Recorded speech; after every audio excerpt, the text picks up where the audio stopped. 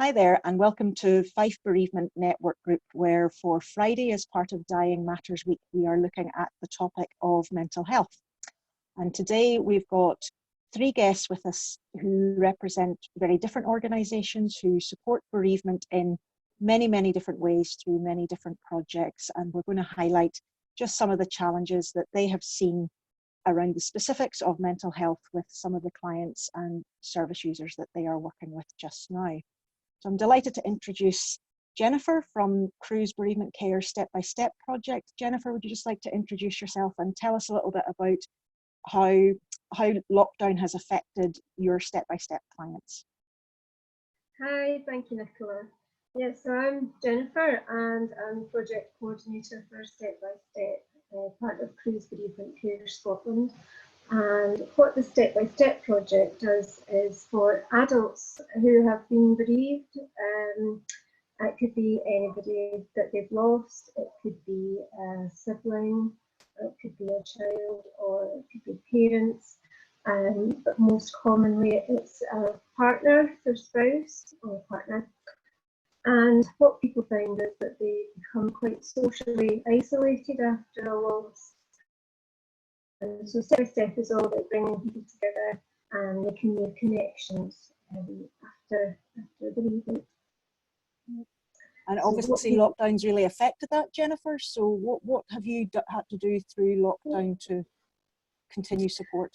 So to keep people connected, what we're offering is group telephone calls. We have 4 groups in Fife, and so every week we've been having a group telephone call where people can come on and chat to everybody. We have a catch up to see how everybody's doing that week, and we try and keep it social as well. So people will discuss anything from things like what their favourite job was, what their first job was.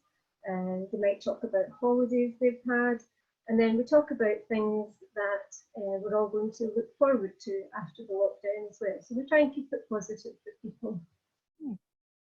And have you had feedback from clients as to how that's helping them at the moment?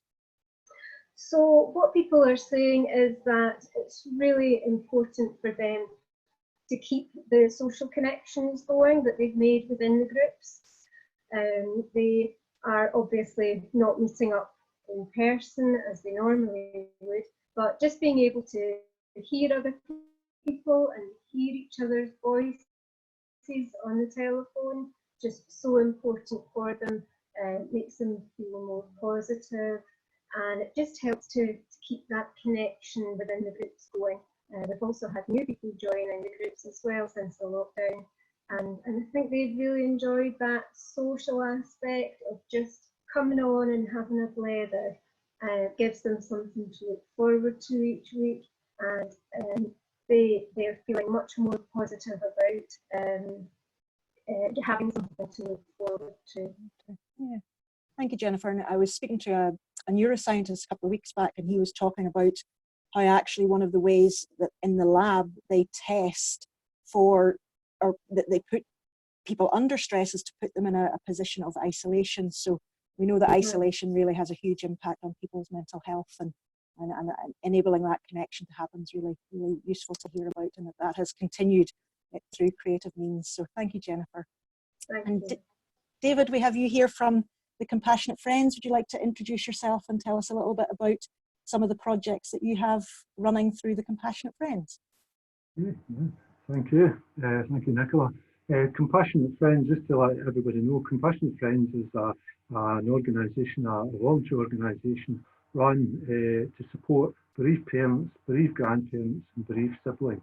And it's run by bereaved parents, bereaved grandparents and bereaved siblings.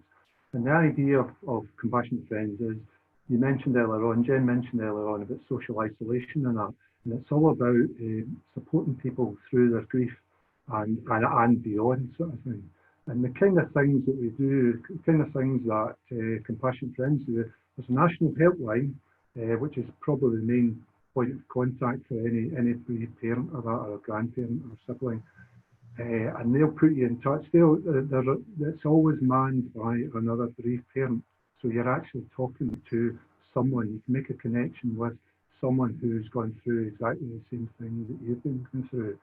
The other thing is the telephone helplines. We organise telephone helplines local. I'm a volunteer local helpline for Fife, and I also do man a volunteer helpline for bereaved dads in mainland UK.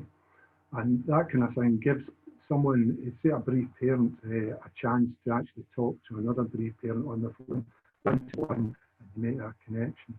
Other things we do as local groups, and I can remember when just my background is my son Ewan died in 2008, and after a few months I was becoming more and more socially isolated. Didn't want to go out, didn't want to do anything. And I was fortunate somebody had left me a note with 2 telephone numbers on it, and one of them was the Compassionate Friends helpline. And through that, that's what helped me get out of my social isolation.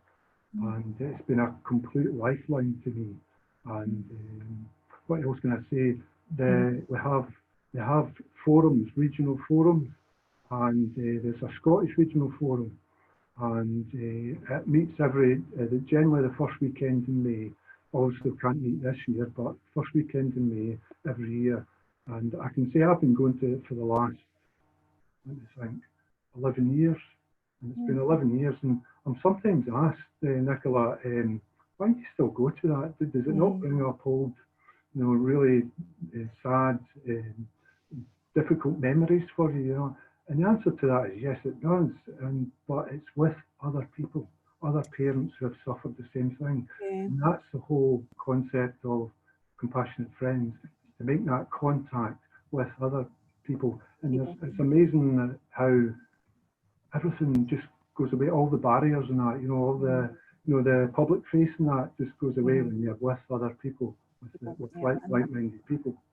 Yeah, and I think that's hugely significant, David, what you're saying about, yes, it might bring up some sad things, but that's okay.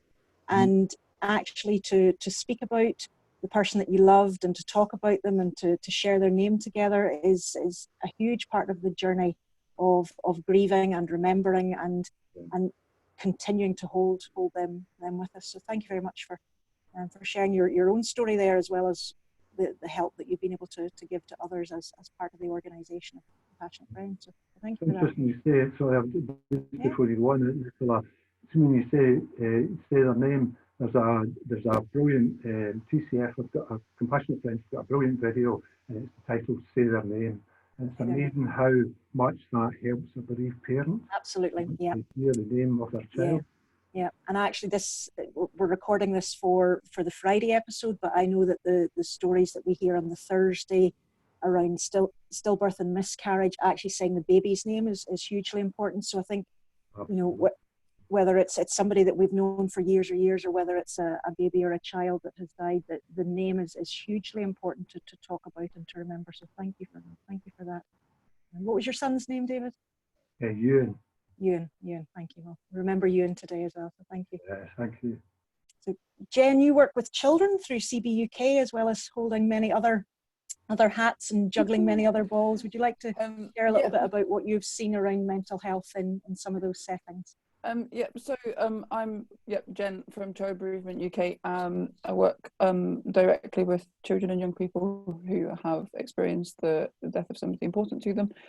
We also provide support for families, a child at Child Bereavement UK, and I do a bit of training and education. It was just when people were saying just a few things, I was thinking one of the things we often talk about in training is that we're really clear that grief is not a mental health issue, and it shouldn't be pathologized because it's a natural reaction to an overwhelming loss that we're experiencing. And I think it's that bit though, isn't it, about if we don't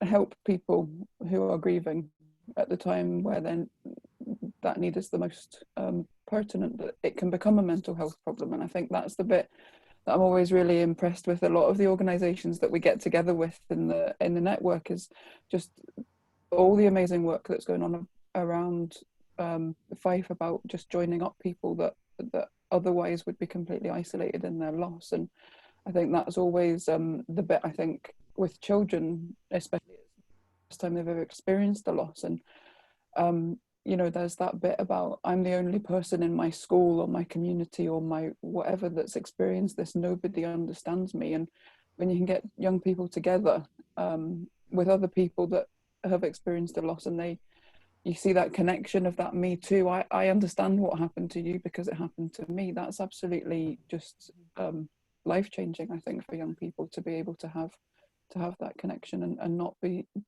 kind of stuck in that cycle of grief turning into mental ill health.